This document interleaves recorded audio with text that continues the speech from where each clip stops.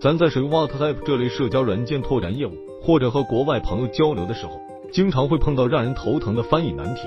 毕竟 WhatsApp 是全球用户都在使用，不同国家和地区的人语言习惯、表达方式都大不相同。WhatsApp 有时候收到一条消息，满屏的陌生字词和语法，根本不知道对方在说啥，自己在网上找到翻译，也不知道准不准。语言的差别不光让沟通速度慢得像蜗牛，还可能因为翻译错了意思，导致 WhatsApp 等软件上的生意黄了或者关系闹掰。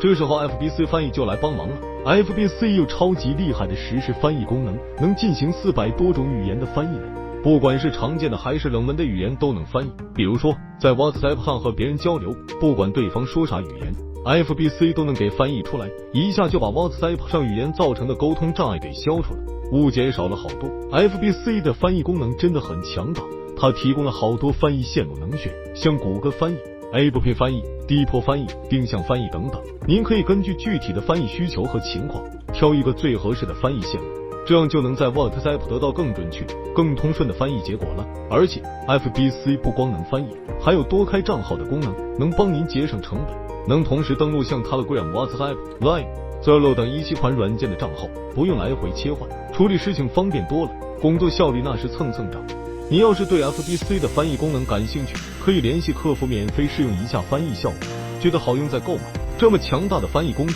能在跨境交流中帮您大忙，让语言不再是阻碍您发展的绊脚石。